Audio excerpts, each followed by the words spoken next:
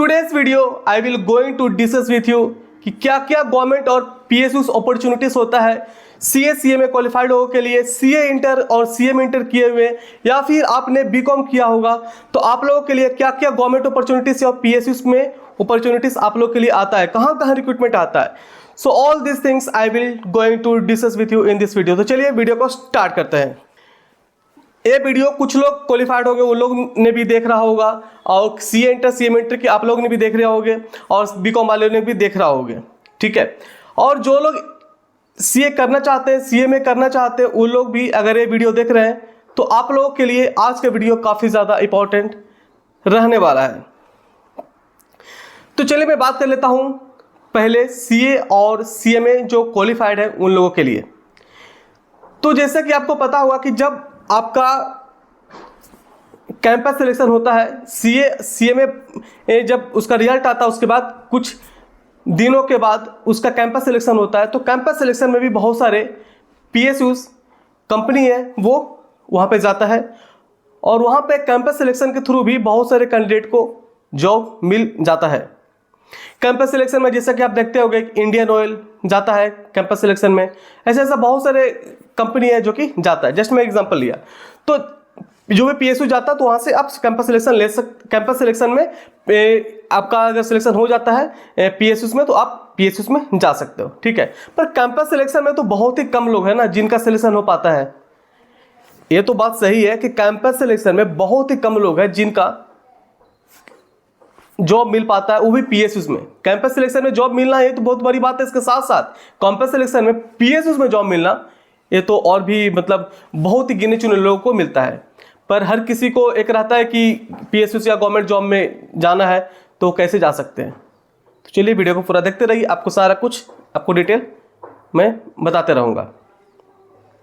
देखिए, एक तो कैंपस सिलेक्शन में जिनका हो गया उनके लिए तो बहुत बढ़िया होता है कि आपको बहुत ही इजीली आपको जॉब मिल पाता है। पर इजीली मैं नहीं भी बोल सकता हूँ, क्योंकि उन लोग ने इतना मेहनत किया होगा तभी तो जाकर के PSUs आपको कैंपस सिलेक्शन से आपको सिलेक्ट करते हैं। कैंपस सिलेक्शन से उसी कैंडिडेट को सिलेक्शन होता है जो कि काफ़ी ब्रिलियंट होता है, एक्सीलेंट होता है, और उनका फर्स्ट अटेम्प्ट या फिर सेकंड अटेम्प्ट वो डिपेंड करता है उनका रिक्रूटमेंट प्रोसेस क्या है, ठीक है। वो बहुत ब्रिलियंट होता है, उन्हीं का जनरली सिलेक्शन होता है, ठीक है। और काफ़ी अच्छा मार्क्स उन लोग देखते हैं, अटेम्प्ट भी देखते हैं, सारे कुछ देखते हैं, ठीक है। पर सभी कैंडिडेट जो CA बनते हैं CMA बनते हैं तो ओबियस सी बात है सब तो इतना ब्रिलियंट नहीं रहते हैं।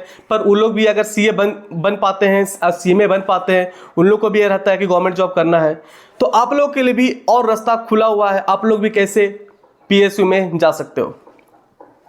आप लोग ने जैसे भी CA बने, कितना भी अटेम्प्ट लगा CA बन गए, कितना भी अटेम्प्ट लगा CMA बन गए, तो आपको बस थोड़ा और मेहनत करना है PSUs में जाने के लिए। क्या मेहनत करना है? आपको ये मेहनत करना है कि जो भी आपने पढ़ा होगा आपके सिलेबस में, कोर्स में, CA में या फिर CMA आप हो, CA क्वालिफाइड हो या CMA क्वालिफाइड हो, चाहे जितना भी अटेम्प्ट लगा, अटेम्प्ट डजंट मैटर। मैं ये भी देखता हूँ कि बहुत सारे रिक्रूटमेंट आता है तो उसमें लोग पूछते हैं कि इतना अटेम्प्ट है। अरे attempt doesn't matter, attempt matter ही नहीं करता है। अगर बाहर से वैकेंसी जो भी आता है, रिक्रूटमेंट आता है, उसमें अटेम्प्ट मैटर नहीं करता। आपके पास CA का डिग्री है, CMA का डिग्री है, आप अप्लाई करने के लिए एलिजिबल हो, ठीक है। तो जैसे रिक्रूटमेंट आते रहता है, जैसे कि कुछ दिन पहले ही रिक्रूटमेंट आया था कोल इंडिया लिमिटेड। कोल इंडिया लिमिटेड एक बहुत ही अच्छा महारत्न है, हमारा इंडिया का महारत्न कंपनी है कोल इंडिया लिमिटेड। तो उसमें रिक्रूटमेंट आया था जिसमें कि CA और CMA लोग एलिजिबल रहते हैं, ठीक है। मोस्टली देखा जाता है फाइनेंस जो भी PSUs में, उसमें CA CMA लोग एलिजिबल रहते हैं, ठीक है। मोस्टली ऑफ द PSUs में CA CMA दोनों लोग एलिजिबल रहते हैं। तो आपके पास दोनों में से कोई भी क्वालिफिकेशन है तो आप एलिजिबल रहते हो, ठीक है। पर उसमें क्या करना होता है कि आपको एक सिलेबस होता है, उन लोग ने सिलेबस भी देते हैं। जैसे कोल इंडिया लिमिटेड में आप लोगों के लिए एक सिलेबस दिया होगा, ठीक है। तो उसी के सिलेबस से अकॉर्डिंगली आपको उसको प्रिपरेशन करना होता है, ठीक है। तो ये जो प्रिपरेशन आप करते हो सेम जो आपने पढ़ा होगा CA CMA में, तो वही सब चीज़ें आपको फिर से आपके एग्जामिनेशन में पूछा जाता है। इसके साथ साथ आपको थोड़ा नॉन टेक्निकल जैसे कि हो गया आपका GK, रीजनिंग्स, मैथ हो गया, इंग्लिश हो गया, तो ये सब भी चीज़ें आपके एग्जामिनेशन में पूछता है। तो ये थोड़ा सा एक्स्ट्रा हो जाता है जो कि आपके कैरिकुलम में आपने नहीं पढ़ा होगा, अपने कोर्स में पहले नहीं पढ़ा होगा। तो वो सब चीज़ें भी आपको थोड़ा यहाँ पे मेहनत करना पड़ता है, ठीक है। तो मैं बता देता हूँ कि आपको जो लोग पीएसयूज में जॉब करना चाहते हैं तो बहुत सारे गवर्नमेंट अपॉर्चुनिटीज आप लोगों के लिए पीएसयूज में कहाँ कहाँ आता है बताता हूँ। कोल इंडिया लिमिटेड में जैसे कुछ दिन पहले आया है, टीएचडीसी में जैसा कि आपने देखा होगा कि अभी कुछ दिन पहले ही आया है, ठीक है। निपको में आपका वैकेंसीज आता है, भेल में आता है, ठीक है, एनएचपीसी में आता है, सेल में आता है आपका रिक्रूटमेंट। इसके साथ साथ आपको गेल में भी देखने को मिलता है। तो ये सब काफ़ी अच्छा पीएसयूज है और इसमें बेसिक जो होता है वो 50,000 या उसके मतलब 50,000 का ये लोग का बेसिक रहता है, ठीक है। ये सब जो मैं बताया अभी इसका 50,000 का बेसिक रहता है। कोल इंडिया, टीएचडीसी, निपको, वेल, गेल, एनएचपीसी, ये सब का जो बेसिक रहता है वो 50,000 का बेसिक रहता है। तो 50,000 का बेसिक मतलब ये हुआ कि 50,000 तो बेसिक रहा ही रहा, इसके साथ साथ आपको डीए मिलता है। डीए जो है अभी 49% के आसपास चल रहा है, ठीक है, 49% के आसपास चल रहा है। तो एक जो पीएसयूज में एक जानकारी मैं अब बता दूं कि पीएसयूज में जो डीए जो बढ़ता है एक साल में 4 बार बढ़ता है। पीएसयूज में डीए एक साल में 4 बार बढ़ता है, ठीक है। तो हर 3 महीने में पीएसयूज में डीए बढ़ते रहता है, मतलब वो रिवाइज होते रहता है, ठीक है। तो ये सब 50,000 का जो बेसिक था, बेसिक कौन कौन देता है? कोल इंडिया लिमिटेड, टीएचडीसी, निपको, भेल, एनएचपीसी, सेल, ये सब में 50,000 का बेसिक होता है। और भी कंपनी है जैसे कि बीडीएल हो गया, एनटीपीसी हो गया, पावर ग्रिड हो गया, बीईएल हो गया, ये सब है कि ये सब में आपको 40,000 का बेसिक देखने को मिलता होगा।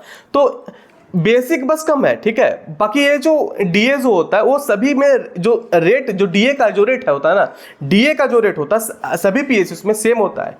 डीए का रेट सभी पीएसयूज में सेम होता है, पर बेसिक खाली अंतर होता है। तो बेसिक अंतर होने से डीए का जो अमाउंट होता है वो थोड़ा सा अलग हो जाता है, अमाउंट अलग होता है, रेट तो सेम ही रहता है, ठीक है। तो आप लोगों के लिए ये बता दूं कि पीएसयूज में जो रिक्रूटमेंट आता है नॉर्मली, तो जो एक जो ओएनजीसी है, ओएनजीसी में सबसे अच्छा बेसिक देखने को मिलता है। ओएनजीसी में 60,000 रुपया का आपका बेसिक देखने को मिलता है। तो 60,000 एक काफ़ी अच्छा अमाउंट होता है, ठीक है। तो 60,000 का बेसिक देखने को मिलता है ओएनजीसी में। ऐसा एक और कंपनी है पीएफसी, वहाँ भी जस्ट फ्रेशर्स को 60,000 का बेसिक में वो लोग रिक्रूट करते हैं, हायर करते हैं, ठीक है। तो 60,000 बेसिक में ओएनजीसी हो गया या फिर पीएफसी, ये 2 कंपनी है। बाकी और जो कंपनी है 50,000 बेसिक वाले हैं, फिर 40,000 बेसिक वाले हैं, ठीक है। तो ये सब हो गया सीए और सीएमए क्वालिफाइड लोगों के लिए, ठीक है। हाँ, एक और बहुत ही अच्छा वैकेंसी आता है सीए और सीएमए वालों के लिए, यूपीएससी में आता है। सीए सीएमए वालों के लिए एक और अच्छा वैकेंसी कहाँ पे आता है? यूपीएससी में आता है। आपके पास सीए डिग्री हो या सीएमए डिग्री हो, आप दोनों एलिजिबल रहते हो। यूपीएससी में एक पोस्ट का वैकेंसीज आता है जिसका पोस्ट का नाम ही होता है असिस्टेंट डायरेक्टर पोस्ट, तो उसमें एलिजिबल रहते हो। तो इतना अच्छा अपॉर्चुनिटीज आप लोग को मिलता है अगर आप सीए बन जाते हो, सीएमए बन जाते हो। अगर आप क्वालिफाइड हो, फिर भी अगर आप इस वीडियो को देख रहे हो, तो आप लोगों के लिए काफ़ी सुनहरा मौका है सीए सीएमए बनने के बाद, ठीक है। तो इतना सारा मैं कुछ गिने चुना एक कंपनी का नाम बताया, इसके साथ साथ बहुत सारे और भी पीएसयूज है जिसमें भी रिक्रूटमेंट आता है। बस मैं गिना चुना अपॉर्चुनिटीज बताया, गिना चुना पीएसयूज का नाम बताया कि जिसमें कि रेगुलरली वैकेंसीज आते रहते हैं, ठीक है। इसके साथ साथ और भी बहुत सारे पीएसयूज है जिसमें भी वैकेंसी आता रहता है। तो मैं बस कुछ कुछ नाम बताया आपको, बस आपकी जानकारी के लिए, क्योंकि बहुत लोगों को पता ही नहीं होता है कि सीए बन जाते हैं, सीएमए बन जाते हैं, उसके बाद पता ही नहीं होता है कि गवर्नमेंट जॉब या फिर पीएसयू जॉब भी होता है। तो इसके लिए मैं ये वीडियो आप लोग के लिए बना रहा हूँ। चलिए अब आगे बढ़ते हैं। देखिए, जो लोग सीए बन गए, सीएमए बन गए, उन लोगों के लिए तो काफ़ी बढ़िया आप लोगों के लिए बता दिया। पर कुछ लोग ऐसे भी हैं जो सीए इंटर किए हुए हैं, सीएमए इंटर किए हुए हैं, सीए इंटर या सीएमए इंटर, उन लोग भी चाहते हैं कि पीएसयू या फिर गवर्नमेंट जॉब करना चाहते हैं। तो क्या उन लोग के लिए भी अपॉर्चुनिटीज होता है? हाँ, होता है। CA inter, CMA inter pass करने के बाद भी गवर्नमेंट अपॉर्चुनिटीज पीएसयूज में वैकेंसीज आता है, वो भी फ्रेशर्स के लिए आता है। एक्सपीरियंस के लिए तो आता ही आता है, इसके साथ साथ फ्रेशर्स के लिए भी आता है। कितनी बड़ी बात है कि कोई भी मतलब एक डिग्री के लिए आप पढ़ाई कर रहे हो, ठीक है, सीए के लिए अगर आप पढ़ाई कर रहे हो, अगर आप इंटर भी पास हो, इंटरमीडिएट भी पास हो सीए का, तो भी आपको गवर्नमेंट जॉब अपॉर्चुनिटी मिलता है। सीएमए के इंटरमीडिएट भी पास हो, फिर भी आपको गवर्नमेंट जॉब अपॉर्चुनिटीज मिलता है। ये कितनी बड़ी बात है। तो ये कोर्स का यही तो अच्छा है, ठीक है। चलिए बात करते हैं कि सीए इंटर, सीएमए इंटर के बाद भी कहाँ कहाँ रिक्रूटमेंट देखने को मिलता है, वैकेंसीज देखने को मिलता है। जैसे पावर ग्रिड में बिल्कुल फ्रेशर्स के लिए आता है वैकेंसीज। एनएचपीसी में भी बिल्कुल फ्रेशर्स के लिए वैकेंसीज आता है, वो भी बेसिक काफ़ी अच्छा देखने को मिलता है, ठीक है। कोल इंडिया में भी आपको वैकेंसीज देखने को मिलता है। सीए इंटर, सीएमए इंटर पे, वो भी फ्रेशर्स के लिए रहता है। इफ़को, हाँ इफ़को में बता दूं, इफ़को में ये जो वैकेंसीज आता है, इफ़को में यहाँ पे सिर्फ सीए इंटर वाले लोग एलिजिबल होते हैं, ठीक है। इफ़को में सिर्फ सीए इंटर वालों के लिए ही वो लोग अपने नोटिफिकेशन में लिखते हैं। बाकी और भी जो मैं बताया ऊपर, पावर ग्रिड, एनएचपीसी, कोल इंडिया लिमिटेड, ये सब में सीए और सीएमए इंटर दोनों लोग एलिजिबल होते हैं। बस इफ़को में सीए इंटर ये लोग लिखते हैं, ठीक है। इसके साथ साथ और भी बहुत सारे पीएसयूस है जिसमें कि सीए इंटर, सीएमए इंटर दोनों लोग एलिजिबल होते हैं, ठीक है। मैं आपको शुरू में ही बोला था कि मोस्टली पीएसयूस में सीए सीएमए दोनों एलिजिबल होते हैं, सीए इंटर सीएमए इंटर दोनों, पर कहीं कहीं देखने को मिलता है कि कहीं उसको एलिजिबल किया, कहीं उसको एलिजिबल किया। चलिए आगे बढ़ते हैं। बीकॉम वालों के लिए कहाँ कहाँ जॉब अपॉर्चुनिटीज आता है पीएसयूस में। पीएसयूस में बीकॉम वालों के लिए आता है ओएनजीसी में, पावर ग्रिड में, कॉटन कॉर्पोरेशन ऑफ इंडिया में, वेल में आता है, ठीक है। तो आप लोगों के लिए भी काफ़ी अच्छा अपॉर्चुनिटीज देखने को मिलता है पीएसयूस में, ठीक है। तो एक बात मैं बता दूं इस सभी लोगों के लिए, CA CMA, CA inter, CMA inter और बीकॉम वालों के लिए, कि जब भी आप तैयारी करिए तो सिलेबस तो आप कवर अप करिए ही करिए, इसके साथ साथ मॉक टेस्ट जरूर प्रैक्टिस करिए। मॉक टेस्ट से आपको ये पता चल पाएगा कि आपका तैयारी कितना हुआ है, कितना मार्क्स ला पा रहे हो, ठीक है।